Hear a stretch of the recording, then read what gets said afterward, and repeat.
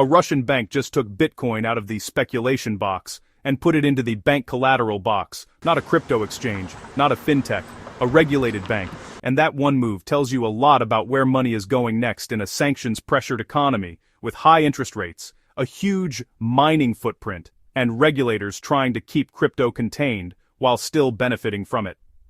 Today on Express EconGeoFinance Insights, we're breaking down Sovcombank's headline, Bitcoin-backed loans, what was actually announced, what first really means, who this is actually for, the reported loan terms, the hidden risks, and the two key dates that could decide whether crypto-collateral lending in Russia stays niche or scales fast. To understand this, you need two realities happening at the same time. Reality number one, Russia's interest rate environment is still very high. The central bank key rate has been around 16% in early 2026. That means the baseline cost of money is expensive before a bank adds any premium for risk. Reality number two, crypto is increasingly used as an asset and a tool, especially where traditional financial rails are pressured. Under sanctions and restrictions, businesses look for ways to move value, settle, hedge, and finance operations. That doesn't mean crypto replaces the ruble for everyday payments. Russia still restricts domestic payment use of crypto, but it does mean crypto can be treated like an asset class that businesses hold. And now, potentially, borrow against. So the big story isn't crypto becomes money in Russia. The big story is crypto becomes collateral inside banking. On February 5, 2026, Sovcombank said it is offering corporate borrowing secured by Bitcoin, and it framed it as the first such offering on the Russian market as a broader product, not just a single one-off test. Here's the key point people miss. When headlines say, to the public, many viewers assume this means retail customers, everyday people walking into a branch with Bitcoin, but the clearest reporting points to something more specific, eligible corporate borrowers, including legal entities and individual entrepreneurs, basically businesses and registered business operators, not necessarily everyday retail borrowers. And Sovcombank didn't present this as a cute crypto experiment. It positioned it as part of a broader push to serve the domestic crypto industry, miners, data centers, and crypto-linked businesses with real banking products. Now, let's talk about the terms that have been repeatedly reported across Russian business coverage. Term 1,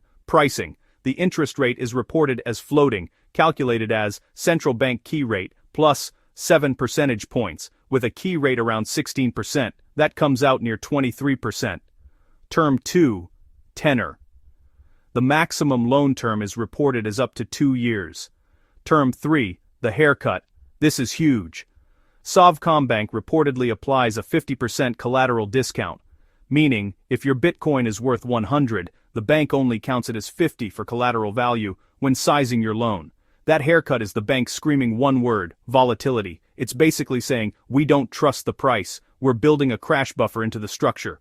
Term 4, eligibility screens. Reports describe requirements like operating and registered in Russia for at least about a year, Bitcoin must be in the borrower's official ownership, financial statements filed with the tax authority, and no delinquencies on loans, taxes, or fees. So this is not a casual click a button, get a loan product, it's bank lending, with compliance and screens. Now, about that first claim, because this is where the internet gets sloppy. Russia's largest lender, Sberbank, had already done a pilot crypto-collateralized loan in late 2025 with a mining company called Intellian Data, a test transaction meant to prove the plumbing works. So why is Sovcombank still being called first in some coverage? Because the distinction is pilot versus program. A pilot is one controlled deal, limited scope, infrastructure testing. A program is a product the bank is ready to offer more broadly, still with requirements, but not restricted to a single test counterparty. So, the first claim doesn't mean nobody ever tried this. It means first to offer it as a market-available corporate product, rather than a one-off pilot. Let's make this simple. You have Bitcoin, you don't want to sell it, maybe because price is down, or because selling triggers taxes, or because you need liquidity for operations. So you pledge Bitcoin as collateral. The bank lends you cash, likely in rubles. If you repay, you get your Bitcoin back. If you don't repay, or if collateral conditions get violated, the bank has legal rights to enforce and potentially liquidate or seize collateral under the agreement. But in practice, 3 questions dominate. 1. valuation, and volatility control. That's where the 50% haircut comes in. 2. Custody. Who controls the Bitcoin during the loan, how it's secured, and how ownership is verified. 3. Enforcement.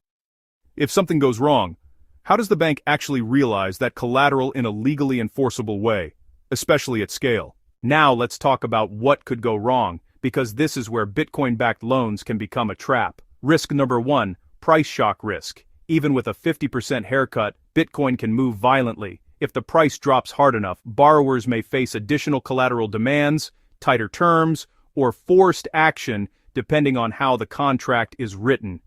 Over-collateralization reduces risk, but doesn't eliminate it. Risk number 2, high interest cost risk. At roughly 23%, you're paying a heavy price for the privilege of not selling. If Bitcoin doesn't recover on your timeline, you can end up spending a lot in interest just to stay afloat. Risk number 3, custody and operational risk. The whole system depends on secure custody, key management, audit trails, and cyber resilience. One weakness can turn collateral into a security incident. Risk number 4, legal and regulatory uncertainty. Russia's policy approach treats crypto more like an asset than a payment tool, and the framework is still evolving. As rules clarify, products like this can scale. If rules tighten or remain vague, scaling becomes harder.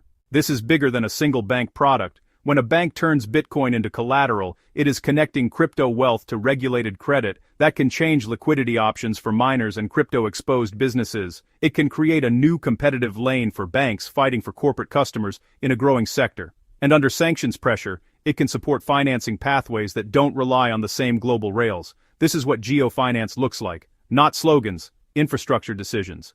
2 dates matter. February 13, 2026, the next scheduled central bank rate decision, important because this loan price is tied directly to the key rate, and July 1, 2026, the widely reported target for finalizing Russia's crypto asset legislative framework. That's the moment that can either unlock broader scaling or keep this niche. Bottom line, Sovcombank's move isn't Bitcoin adoption in the way most people mean it. It's strategy, high rate, high volatility, regulation and transition strategy. If you want more breakdowns at the intersection of economics, geopolitics, and finance, subscribe to Express EconGeoFinance Insights.